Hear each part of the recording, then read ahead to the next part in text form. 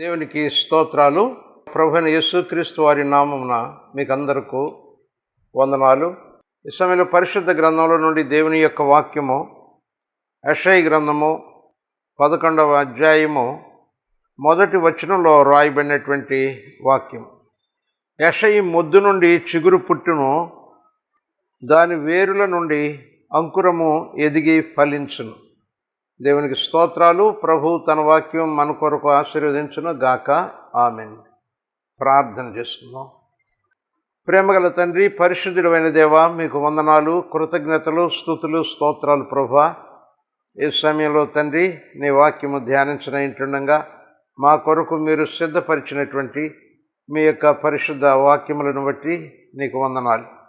మీ ఆత్మ కొరకై స్తుతులు చెల్లించున్నాం. ఈ వాక్యమును ధ్యానిస్తూ ఉంటుండగా దేవాని యొక్క చిత్తము సంపూర్ణంగా సిద్ధించినట్లుగా మమ్మలను నడిపించండి. నాకు తోడయుండండి, వినువారికి తోడయుండండి. పరలోకమందునటువంటి మీ చిత్తము ఈ పరిచర్యలో నెరవేరునట్లుగా సహాయం చేయండి. యేసు నామమున ప్రార్థించి వేడుకొంచున్నాము తండ్రి. ఆమెన్. ప్రభునందు ప్రియ దేవుని బిడ్డలారా, దేవుని యొక్క వాక్యము మనము చూచినప్పుడు మొద్దు నుండి చిగురు పుట్టును అని దేవుని యొక్క వాక్యము మనకు తెలియజేస్తుంది. ఈ మొద్దు ఎవరు అనంటే యెషయా అనగా యోధా గోత్రంలో యెషయా అనేటటువంటి ఆయన మరి ఉన్నాడు. ఆయనకి 8 కుమారులు. 8వ వాడు దావీదు రాజు అయ్యాడు.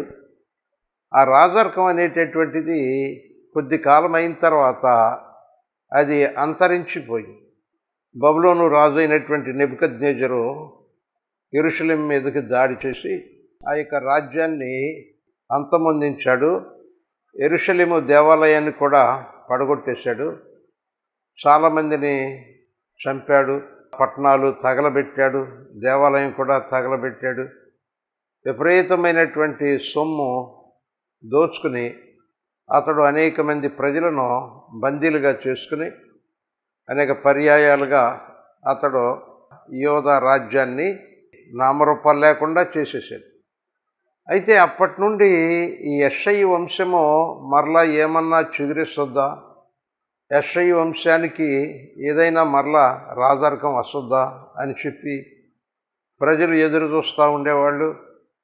మరి యేసుక్రీస్తు ప్రభువును కూడా ఆ శిష్యులు అడిగారు, ప్రభువా, ఇశ్రాయేలుకు రాజ్యం అనుగ్రహిస్తావా, ఎప్పుడు అనుగ్రహిస్తావు అని అడిగితే ఆయన ఏమన్నారంటే, కాలములు సమయములు తండ్రి తన స్వాధీనమందు ఉంచుకొని ఉన్నాడు, అవి తెలుసుకోవటం మీ పని కాదు అని చెప్పి సువార్త ప్రకటించుట అనేటటువంటి బాధ్యతను వారికి జ్ఞాపకం చేసి ఆయన పరలోకానికి వెళ్ళిన తర్వాత ఆయన పరిశుద్ధాత్మను వారి మీద కుమ్మరించారు.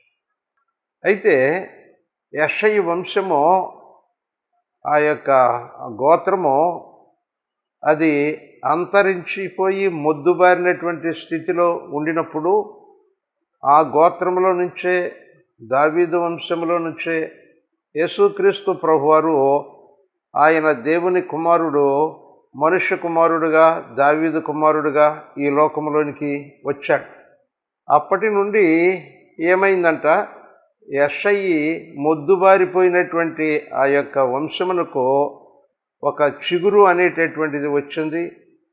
ఆ వేరులలో నుండి అంకురములు అనగా చిన్న మొక్కలు వచ్చేసి యెషయా గోత్రము మరలా పునరుజ్జీవింపబడటం, అది చిగురించటం, విస్తరించటం అనేటటువంటిది జరిగింది. యెషయా మొద్దు అనగా మోడుబారిపోయినటువంటి ముద్దైపోయినటువంటి ఆ యొక్క యెషయా కుటుంబము మరలా యేసుక్రీస్తు ఆ కుటుంబంలో జన్మించటం ద్వారా దానికి ఒక చిగురు అనేటటువంటిది, ఒక నూతనమైనటువంటి జీవము, గుర్తింపు, ఆ యొక్క ప్రభావము అనేటటువంటిది కలిగింది.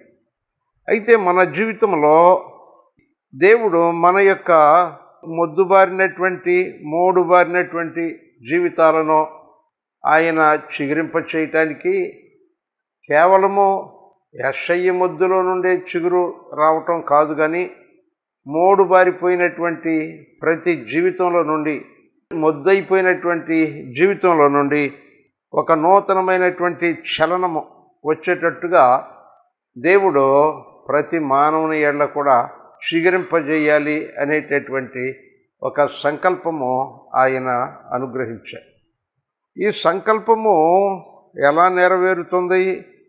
యెహోవా ఆత్మ జ్ఞాన వివేకములకు ఆధారమగు ఆత్మ, ఆలోచన బలములకు ఆధారమగు ఆత్మ, తెలివిని యెహోవా ఎడల భయభక్తులను పుట్టించు ఆత్మ అతని మీద నిలుచును. యేసుక్రీస్తును గురించి ఈ ప్రవచనము ఉన్నది. అయితే మనము బైబిల్ గ్రంథంలో పెంతెకోస్తు దినమును గురించి మనము చూచినట్లయితే అపోస్తలుల కార్యములో 2వ అధ్యాయము 40వ వచనములో, ఇంకను అనేక విధములైన మాటలతో సాక్ష్యమిచ్చి మీరు మూర్ఖులగు ఈ తరము వారికి వేరై రక్షణ పొందుడని వారిని హెచ్చరించెను. పెంతెకోస్తు దినమున పరలోకము నుండి పరిశుద్ధాత్ముడు ఆ యొక్క అపోస్తలులు, మిగిలినటువంటి విశ్వాసులు, భక్తులు కూడినటువంటి ఆ గదిలోనికి పరిశుద్ధాత్ముడు వచ్చినప్పుడు మరి అక్కడ ఉన్నటువంటి భక్తులు వారు ఆత్మపూర్ణులయ్యారు, అన్య భాషలు మాట్లాడారు. అక్కడికి వచ్చినటువంటి ప్రజలందరూ కూడా చాలా ఆశ్చర్యంగా, వింతగా చూశారు. అయితే అప్పుడు అపోస్తలులైనటువంటి పేతురు వారిని చూచి, వారిని ఉద్దేశించి ఆయన ప్రవచనములు చెప్తా ఉన్నాడు. అంత్యదినముల యందు నేను మనుషులందరి మీద నా ఆత్మ కుమ్మరించెదను, మీ కుమారులను మీ కుమార్తెలను ప్రవచించెదరు, మీ యవనములకు దర్శనములు కలుగును, మీ వృద్ధులు కలలుగందురు అని దేవుడు మనుషులందరి మీద తన ఆత్మను కుమ్మరిస్తాను అని చెప్పి యోవేలు ప్రవక్త ద్వారా ఒక ప్రవచనం ఆయన బయలుపరిచాడు. ఆ ప్రవచనం యొక్క నెరవేర్పే ఈ యొక్క ఆత్మ కుమ్మరింపు, అన్య భాషలో ప్రవచనాలు, దేవుని యొక్క గొప్ప కార్యములను గురించి అనేక భాషల్లో వివరించడం అనేటటువంటిది జరుగుతూ ఉంది. దేవుడు పరిశుద్ధాత్మను కుమ్మరించాడు, దాని వలన జరిగింది.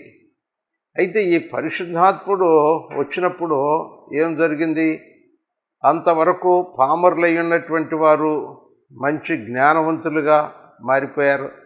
అపోస్తలుల కార్యం 2:40లో, ఇంకనూ అనేక విధములైన మాటలతో సాక్ష్యమిచ్చి మీరు మూర్ఖులగు ఈ తరము వారికి వేరై రక్షణ పొందుడని వారిని హెచ్చరించారు. ఎన్నో సంవత్సరాల నుంచి వారు ఆ పస్కా పండుగకు ప్రపంచంలో అనేక ప్రాంతాల నుంచి ఎంతో కష్టపడి వస్తూ ఉన్నారు. అయితే వారి జీవితంలో ఏ విధమైనటువంటి మార్పు లేదు. ఎందుకనంటే వారి జీవితంలో ఒక మూర్ఖత్వము అనేటటువంటిది ఉంది. తరతరాలుగా వారు ఆచరిస్తున్నటువంటి ఆ యొక్క మార్పు లేనటువంటి, ఎదుగుదల లేనటువంటి ఒక భక్తి అనేది ఉంది.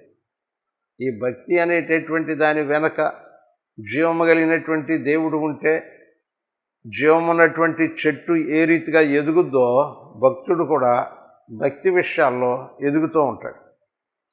అందుకని బైబిల్లో దేవుని యొక్క వాక్యము ఏమి సెలవిస్తూ ఉంది అనంటే, హెబ్రీ పత్రిక 6వ అధ్యాయంలో, మీరు నిర్జీవ క్రియలను విడిచి మారు మనసు పొందుటయు, దేవుని యందలి విశ్వాసమును, బాప్తిస్మములను గూర్చిన బోధయు, హస్త నిక్షేపణమును, మృతుల పునరుద్ధానమును, నిత్యమైన తీర్పును అను పునాది మరల వేయక క్రీస్తును గూర్చిన మూలోపదేశము మాని సంపూర్ణుల మగుటకు సాగిపోదము.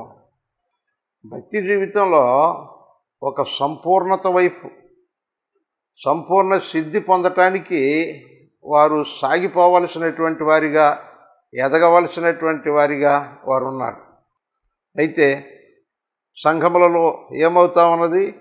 మారు మనసు, విశ్వాసమును గురించి, బాప్తిసాన్ని గురించి, హస్త నిక్షేపణ గురించి, మృతుల పునరుద్ధానమును గురించి, నిత్యమైనటువంటి తీర్పు మొదలైనటువంటి విషయాల గురించి బోధిస్తూ ఆత్మ విషయంలో పరిపూర్ణులయ్యేటట్టుగా ఆ యొక్క విశ్వాసులను, సంఘస్థులను ఎదిగింపజేసేటటువంటి రీతి లేకుండా అక్కడికి ఆగిపోతుంది.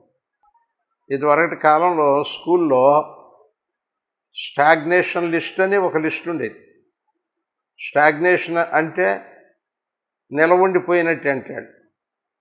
అంటే 4వ తరగతి తప్పి 4వ తరగతిలోనే ఉండిపోయినట్టు అంటాడు. 3వ తరగతి తప్పి 3వ తరగతిలోనే ఉండినట్టు అంటాడు. ఇట్లాగా ఆ తరగతులు తప్పటం వల్ల వారి పేర్లు తప్పిన వారి పేరులోనే ఉండి 4వ తరగతి వాళ్ళు 4వ తరగతిలోనే ఉండేవాళ్ళు. అట్లా తప్పి అదే తరగతిలో ఉండేటువంటి వాళ్ళ పేర్లన్నీ ఒక లిస్ట్ ఉండేది. దాన్ని స్టాగ్నేషన్ లిస్ట్ అని. నిలవుండిపోయాయి.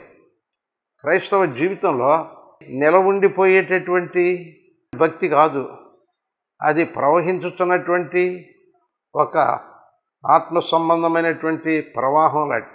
మారు మనసు పొందిన తర్వాత, బాప్తిసం తీసుకున్న తర్వాత, హస్త నిక్షేపణం జరిగిన తర్వాత దేవుని యొక్క భక్తులైనటువంటి వారు అపోస్తుల బోధ యందును, సహవాసమందును, ప్రార్థన యందును, రొట్టె విరుచుట యందును వారు ఎడతెగక కొనసాగుతూ ఉంటుండగా వారు ఆత్మలో వర్ధిల్లుతూ, వారు ఆత్మ వరములు పొందుతూ, ఆత్మ ఫలములు పొందుతూ వారు ఎంతగానో వారు పరిపూర్ణులు కావలసినటువంటి పరిస్థితి ఉంది.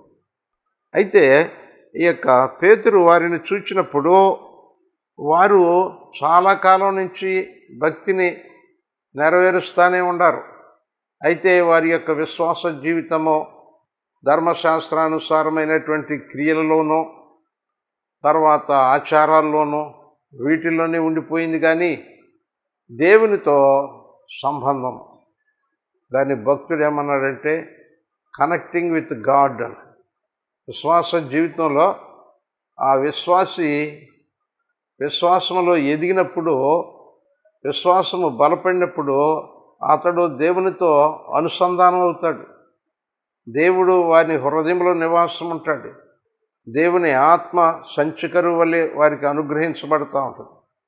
ఆ దేవుని ఆత్మ జీవము కలిగినటువంటి ఆత్మ ఆ యొక్క విశ్వాసుని అనుదినము ఎదిగింపజేస్తూ ఉంటుంది. దేవుణ్ణి తెలుసుకున్నప్పుడు దైవ జ్ఞానము కొద్దిగా ఉంటుంది. అయితే ఈ యొక్క సంఘ పరిచర్యలో, వాక్య ధ్యానములలో, ప్రార్థనలో మనం ఎదుగుతూ ఉంటుండగా ఏమవుతుందంటే ఆ యొక్క జ్ఞానము పరిపూర్ణమవుతూ ఉంటాం. అందుచేత మన జీవితంలో ఏమవుతుందంటే ఈ మూర్ఖత్వం అనేటటువంటిది పోతుంది. మూఢభక్తి అని ఒక పదం, మూఢుని యొక్క భక్తి. భక్తే ఉందరైతే, కానీ మూఢుని భక్తి. కొన్ని సంవత్సరాల క్రితము ఒక యవనస్తుడు వారికి సమీపాన ఉన్నటువంటి కాలేజీలో డిగ్రీ పూర్తి చేసుకుని ఆంధ్ర యూనివర్సిటీ క్యాంపస్లో అతను చేరి చదవటం ప్రారంభించాడు. అక్కడ హాస్టల్ రూమ్లో చేరాడు. అతన్ని కొంతమంది తోటి స్నేహితులు ఏం చేశారంటే, ఇదిగో తమ్ముడు, ప్రార్థన జరుగుతూ ఉంది, ప్రేయర్ సెల్, బైబిల్ స్టడీ ఉంటుంది, వెళదాం రమ్మని పిలిచారు. పిలిస్తే ఈయనకి ఇష్టం లేదు. ఎందుకనంటే ఆయన ఉన్నటువంటి గ్రామంలో అక్కడ చర్చి ఉంది. ఆ చర్చిలో ఉన్నటువంటి వారు ఆరాధనకు క్రమంగా వెళ్తారు, పాటలు బాగా పాడతారు, పండుగలు బాగా చేస్తారు. కానీ వారిలో దుర్వ్యసనాలు, అపవిత్ర కార్యాలు అవి మామూలుగానే ఉంటాయి. ఆధ్యాత్మిక విషయాల్లో బాగానే ఉంటున్నారు, కానీ లోకానుసారమైనటువంటి జీవితంలో వాళ్ళు ఏ విధమైనటువంటి భయం లేకుండా వారు ఉంటా ఉన్నారు. కాబట్టి ఏం ప్రయోజనం దానివలన? అంచేత దైవభక్తి వలన ఏ విధమైనటువంటి నీతి అనేటటువంటిది, పవిత్రమైనటువంటి జీవితం అనేటటువంటిది అది రాదు అన్నట్టుగా ఆయనకి ఒక నమ్మకం ఏర్పడింది. అంచేత భక్తి అనేటటువంటి దానిలో భక్తులైనటువంటి వారు, విశ్వాసులైనటువంటి వారు తగినటువంటి మార్పును కనుపరచకపోవటం వలన అనేక మంది నిజదేవుడైనటువంటి యేసునందు విశ్వాసం ఉంచడానికి కూడా వారు వెనుకాడుతూ ఉంటారు. అయితే ఆ తోటి స్టూడెంట్స్, సీనియర్స్ అతన్ని కాస్త బలపరిచి, ధైర్యపరిచి తీసుకుని వెళ్ళారు. అప్పుడు అతనికి అర్థమైంది ఏమిటి అనంటే, మా ఊర్లో ఉన్నటువంటి విశ్వాస జీవితానికి ఈ విశ్వాస జీవితానికి తేడా ఉంది అనేటటువంటిది అతనికి అర్థమైంది. ఈ తేడా ఎక్కడుంది, ఎలాగ ఈ తేడా వచ్చింది అనంటే, వీరు ఆత్మచేత నడిపింపబడేటటువంటి వారిగా మారారన్నమాట. అందుచేత యెషయా ప్రవక్త ఏమంటున్నారంటే, యెహోవా ఆత్మ జ్ఞాన వివేకములకు ఆధారముగు ఆత్మ. దేవుడు తన పరిశుద్ధాత్మను పంపిన తర్వాత ఆయన యొక్క బిడ్డలైనటువంటి వారు, క్రైస్తవులందరూ కూడా, వారు ఆత్మచేత నడిపింపబడకపోతే వారు మూర్ఖమైనటువంటి మూఢభక్తితోనే ఉంటారు. కానీ వారు ఆత్మ కలిగించేటటువంటి ఆ యొక్క చిగురు పుట్టించేటటువంటి ఒక నూతనమైనటువంటి అంకురము మొలిచేటటువంటి ఒక నూతన స్వభావము, నూతన మనస్సు, నూతన ఆత్మ, నూతన హృదయము, నూతన పరచబడినటువంటి ఆ స్థితి అనేటటువంటిది వారికి కలగదు. అందుచేత దేవుని యొక్క ఆత్మ మనను దర్శించేటట్టుగా మనము మరి దేవుని సన్నిధిలో ప్రార్థన చేసుకోవాలి.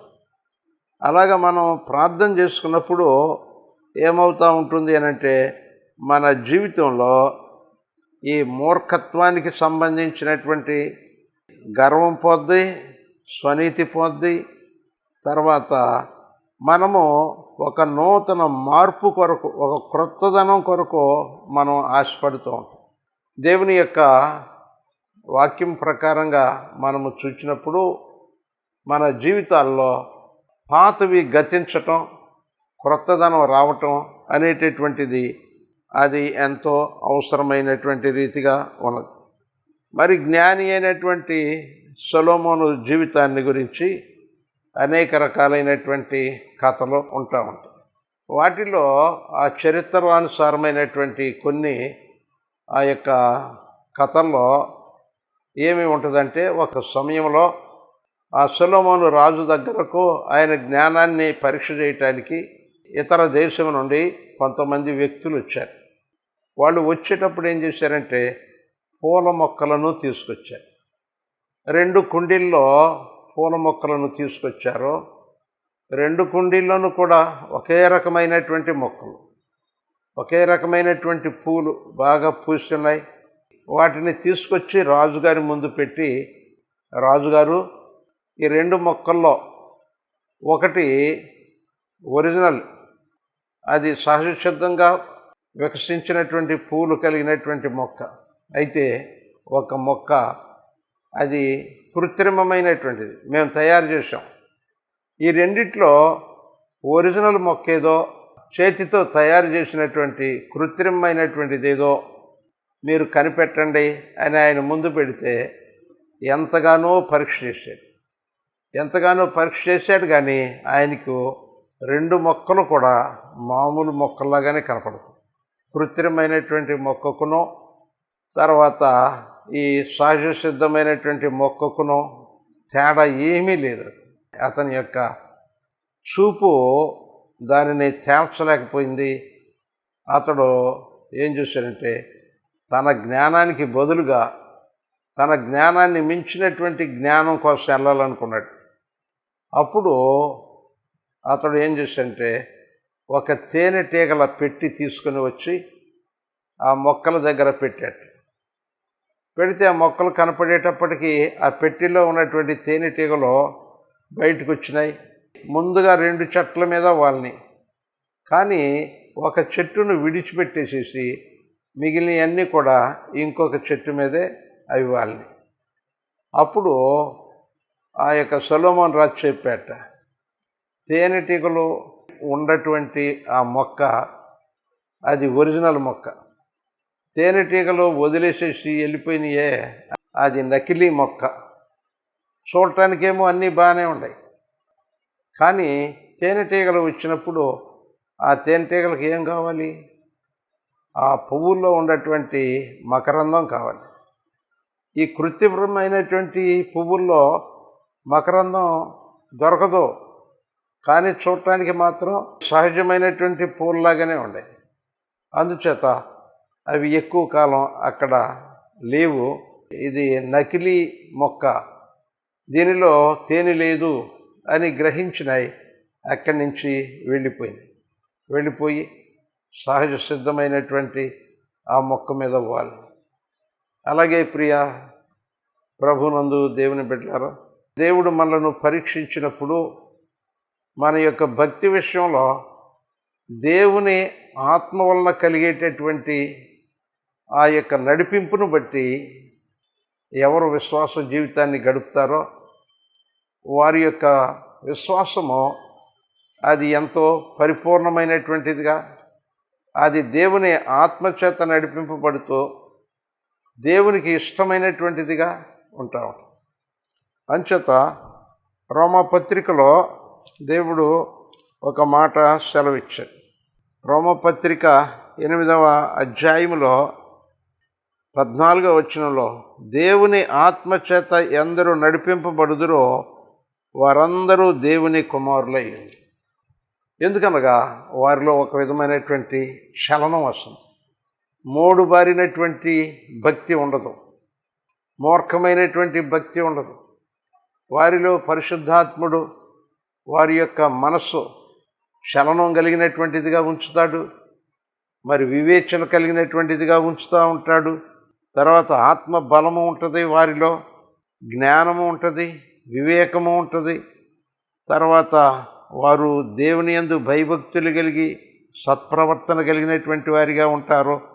వారి యొక్క జీవితము దేవునికి ఎంతో ఇంపైనటువంటి సువాసన ఇచ్చేటటువంటి మంచి సాక్ష్యము కలిగినటువంటి జీవితంలాగా ఉంటాం. అంచేత ఈ లోకంలో యెహోవా యందు భయభక్తులు కలిగినటువంటి వారి మీద దేవుని యొక్క ఆత్మ నిలిచి ఉండి వారిని ఒక నూతనమైనటువంటి జ్ఞానముతో నింపి ఆత్మ సంబంధమైనటువంటి ఎదుగుదలతో ఎదిగింపచేయటము అనేటటువంటి ఒక ప్రత్యేకమైనటువంటి సామర్థ్యం కనపడదు. ఎదుగుదల లేనటువంటి విశ్వాస జీవితము అది మొద్దుబారిపోయినటువంటి విశ్వాస జీవితం. ఒక దైవజనుడు ఒక సంగతి చెప్పాడు. ఏమంటే, ఒక చెరువు దగ్గర మరి రజకులు బట్టలు ఉతుకుతూ ఉంటారు. మరి వారు బట్టలు ఉతికేటటువంటి రాతి బండలు ఉంటాయి, ఆ బండల కింద కప్పలు ఉంటాయి. అయితే ఒకసారి పొరుగు ప్రాంతం నుంచి కొన్ని కప్పలు వచ్చి ఈ బండ కిందకు వచ్చినాయి. ఇక ప్రొద్దుండే రజకులు వచ్చి వస్త్రాలు ఉతుకుతూ ఆ బండ మీద కొడతా ఉంటుంటే క్రొత్తగా వచ్చిన కప్పలు బెదిరిపోయి ఆందోళన చెందుతూ ఉన్నాయి. అప్పుడు అక్కడ ఉన్నటువంటి ఆ పాత కప్పలు చెప్పారంట, మిగిలిన కప్పలతో మీరేం భయపడొద్దు, వారు బాదుకుని వెళ్ళిపోతారు, మనకేమి దెబ్బ తగలదు, వాళ్ళు బండ మీద కొట్టుకుని వెళ్ళిపోతారు అని వీటిని ధైర్యపరిచారు. అలాగే ఈ లోకంలో దేవుని యొక్క సువార్త విరివిగా వినపడుతూ ఉన్నప్పటికీ దేవుని పరిశుద్ధాత్మ హృదయమును గుచ్చకపోతే, పరిశుద్ధాత్ముడు పనిచేయకపోతే మనుషులు పాపమును గురించి, నీతిని గురించి, తీర్పును గురించి ఒప్పింపబడి పరిశుద్ధులుగా మారేటటువంటి ఆ యొక్క కార్యములు జరగకుండా అవి దూరం అయిపోతూ ఉంటాయి. అందుచేత క్రైస్తవ సంఘాల్లో, విశ్వాసుల్లో మొద్దుబారిపోయినటువంటి స్థితి, చలనం లేనటువంటి స్థితి, దేవుని యొక్క వాక్యానికి లోబడినటువంటి స్థితి అది నిలిచి ఉంటాం.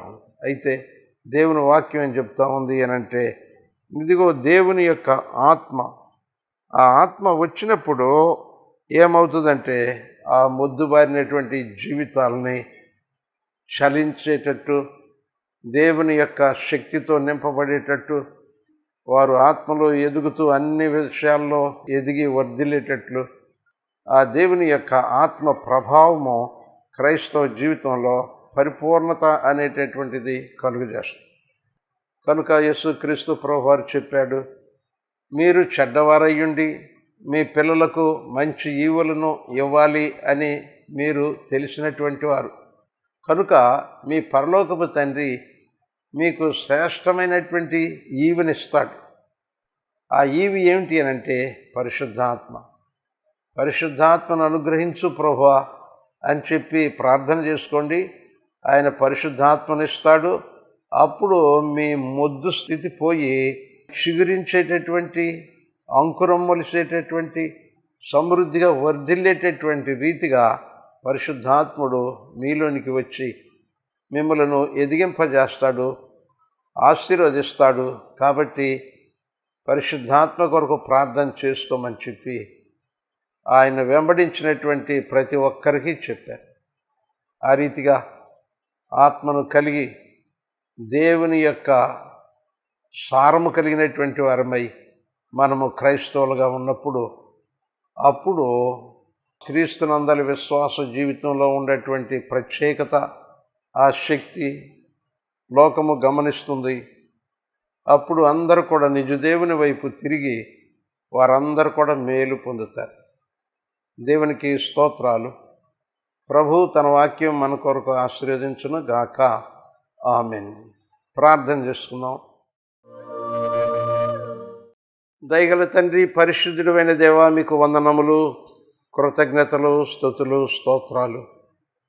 దేవా, దేవుని గురించినటువంటి జ్ఞానము, దైవశక్తిని గురించినటువంటి ఆ యొక్క ఆనవాలులు ఏమాత్రము లేకుండా క్రైస్తవ జీవితంలో నామకార్థంగా మొద్దుబారినటువంటి స్థితిలో మేము ఉంటుండగా నీ కృపను బట్టి ప్రభువా, నీ యొక్క పరిశుద్ధాత్మ ద్వారా మా జీవితంలోనికి నీ శక్తిని అనుగ్రహించి ఆ మొద్దుబారినటువంటి జీవితం చెల్లించేటట్టు, నాయన స్పర్శ కలిగేటట్టు దేవా, నాయన నీ యొక్క ఆత్మ శక్తి ద్వారా దినదినము అభివృద్ధి చెందేటట్టుగా నాయన మా జీవితాలను మార్చినందుకు వందనాలు.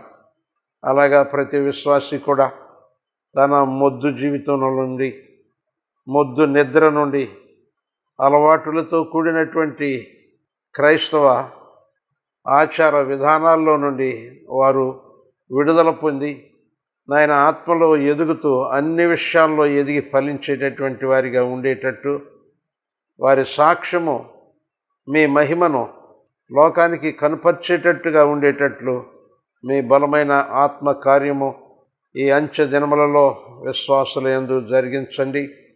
మీ పరిశుద్ధ నామమును స్తుతిస్తూ యేసు నామమున ప్రార్థించి వేడుకొనుచున్నాము తండ్రి. ఆమెన్. మన తండ్రి అయిన దేవుని ప్రేమ, ప్రభువైన యేసుక్రీస్తు వారి కృప, పరిశుద్ధాత్మ దేవుని అన్యోన్య సహవాసము మనకు తోడుగా ఉండి దేవుని యొక్క ఆత్మచేత ఆత్మయందు జన్మించినటువంటి వారమై ఆత్మయందు వర్ధిల్లునట్లు ప్రభు ప్రతి వారిని దీవించునుగాక. ఆమెన్. హల్లెలూయా. దేవునికి స్తోత్రములు. మీకు వందనాలు.